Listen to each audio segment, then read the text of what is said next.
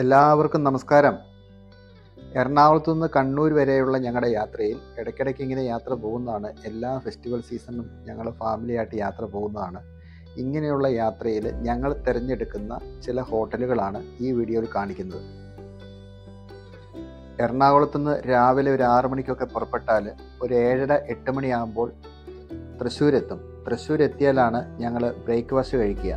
Breakfast കഴിക്കാനായി ഞങ്ങൾ തിരഞ്ഞെടുക്കുന്ന തൃശ്ശൂർ കോഴിക്കോട് റൂട്ടിലെ ഒരു ഹോട്ടലാണ് അക്ഷയ.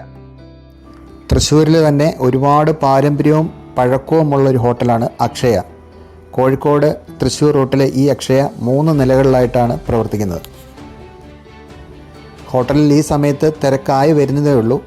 ഈ സമയത്ത് ചെന്നാൽ നല്ല ഫ്രഷ് ചൂടുള്ള വടയും പൂരിയൊക്കെ നല്ല ഫ്രഷ് ഓയിലിൽ ഫ്രൈ ചെയ്തെടുക്കുന്നത് നമുക്ക് കിട്ടും. പൂരിയും വടയും മാത്രമല്ല കേട്ടോ, മസാല ദോശയൊക്കെ ഇഷ്ടപ്പെടുന്നവർക്ക് നല്ല ലൈവായിട്ടുള്ള മസാല ദോശയും നെയ്റോസ്റ്റും അപ്പവും ഇതെല്ലാം ലൈവായിട്ട് തന്നെ അവർ ചെയ്തു തരും. നല്ല വൃത്തിയും നല്ല ആംബിയൻസുമാണ് കേട്ടോ അവിടുത്തെ മറ്റൊരു പ്രത്യേകത.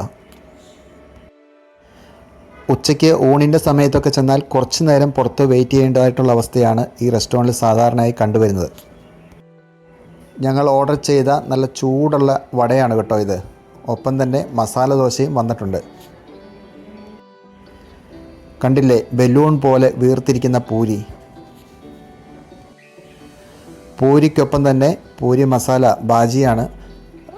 ബാജിയും മറ്റ് ചട്നിയും എല്ലാം ഉണ്ട് കേട്ടോ. അധികം ഓയിലൊന്നും വലിച്ചെടുക്കാത്ത നല്ല ക്രിസ്പിയും നല്ല ടേസ്റ്റിയുമായിട്ടുള്ള പൂരിയാണ്. അത് നല്ല ചൂടോടുകൂടിയാണ് അവർ സെർവ് ചെയ്തിരിക്കുന്നത്. അവരതിനൊപ്പം തരുന്ന ആ ബാജിക്കുമുണ്ട് കേട്ടോ ഒരു നല്ലൊരു ടേസ്റ്റ്. അതുകൂടാതെ തന്നെ തക്കാളി ചട്നിയും തേങ്ങാ ചട്നിയും ഒക്കെ ഉണ്ട് അതിൻ്റെ കൂടെ കഴിക്കാൻ. ഒപ്പം തന്നെ നല്ല ചൂടൻ അടിച്ചു പതപ്പിച്ച ചായയും കൂടി ആയപ്പോൾ ബ്രേക്ക്ഫാസ്റ്റ് കുശാലായി. അപ്പോൾ തൃശ്ശൂർ ഭാഗങ്ങളിൽ ഈ സമയത്ത് എത്തുന്നവർ ഈ അക്ഷയ ഹോട്ടൽ മറക്കണ്ട കേട്ടോ.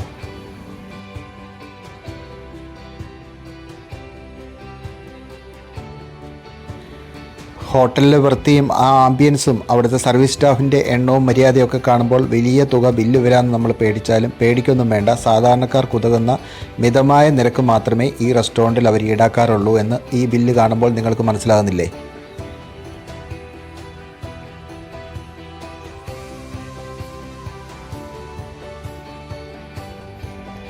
തൃശ്ശൂരൊക്കെ വിട്ട് കുന്നുംകുളം കഴിഞ്ഞ് മലപ്പുറം ജില്ലയിലേക്ക് കയറുമ്പോഴേക്കും നല്ല ചൂടായിട്ടുണ്ടാവും.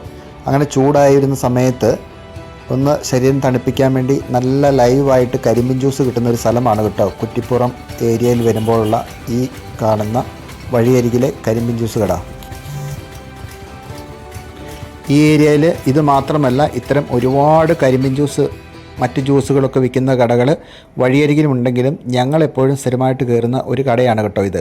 ഇവിടെ കരിമ്പിൻ ജ്യൂസ് മാത്രമല്ല, നല്ല സർബത്തുകളും നല്ല മറ്റ് സംഭാരം പോലുള്ള പാനീയങ്ങളും ഉപ്പിലിട്ട വിഭവങ്ങളും എല്ലാം ഇവിടെ ധാരാളമായിട്ട് കിട്ടും. വല്ലപ്പോഴും മാത്രമായിട്ട് കഴിക്കാനാണെങ്കിൽ ഉപ്പിലിട്ട വിഭവങ്ങൾ കഴിക്കുന്നതിൽ തെറ്റില്ല കേട്ടോ. അല്പനേരം ഇവിടുത്തെ ആലിൻ ചുവട്ടിലിരുന്ന് വിശ്രമിച്ച് കഥകളൊക്കെ പറഞ്ഞ് കുറച്ചു നേരം കാഴ്ചകളൊക്കെ കണ്ടിരുന്നിട്ടാണ് കേട്ടോ വീണ്ടും ഞങ്ങൾ യാത്ര തുടരുന്നത്. ഉച്ച കഴിഞ്ഞപ്പോഴത്തേക്കും കോഴിക്കോട് കഴിഞ്ഞ് കൊയിലാണ്ടി ഭാഗത്തെത്തി. വിശപ്പ് അതിക്രമിച്ചു തുടങ്ങി. വണ്ടിക്കകത്തെ കുട്ടികളൊക്കെ ബഹളം വെച്ച് തുടങ്ങി. അപ്പോൾ ഞങ്ങൾ തിരഞ്ഞെടുത്ത ഹോട്ടലിലേക്ക് ഞങ്ങൾക്ക് പോകാൻ ഇനിയും ഏറെ സമയം വേണം. അപ്പോൾ വഴിയിൽ കണ്ട ഒരു ചെറിയൊരു ഹോട്ടലാണ്, കുടുംബശ്രീക്കാരൊക്കെ നടത്തുന്ന പോലെയുള്ള ഒരു ഹോട്ടലാണ് കലവറ എന്നുള്ളത്. അവിടെ ഞങ്ങൾ കയറി. വളരെ സാധാരണ രീതിയിലുള്ള ചോറും കറികളുമാണ് അവിടെ ഉള്ളത്. വേറൊന്നുമില്ല, ചോറും കറികളും മാത്രമേ ഉള്ളൂ. പക്ഷേ എനിക്ക് മനസ്സിലാകാത്തൊരു കാര്യം, ഞാനൊരു ബീഫ് ഫ്രൈ ഓർഡർ ചെയ്തു. എനിക്ക് ബീഫ് ഫ്രൈ തന്നത് ഒരു ബീഫ് കറിയായിട്ടാണ്. ചോദിച്ചപ്പോൾ അവർ പറഞ്ഞത് ഇവിടുത്തെ ബീഫ് ഫ്രൈ ഒക്കെ ഇങ്ങനെയാണെന്നാണ്. ഓരോ നാട്ടിലും ഓരോ രീതിയായിരിക്കും. ഞങ്ങളുടെ യാത്രയിലെ രുചിയിടങ്ങൾ നിങ്ങൾ കണ്ടില്ലേ? ഇത്തരം വീഡിയോകൾ നിങ്ങൾക്ക് ഇഷ്ടപ്പെടുന്നെങ്കിൽ ഞങ്ങളുടെ ഈ ചാനലൊന്ന് സബ്സ്ക്രൈബ് ചെയ്യാനും പേജുകൾ ഫോളോ ചെയ്യാനും ഓർക്കുമല്ലോ അല്ലേ? നന്ദി.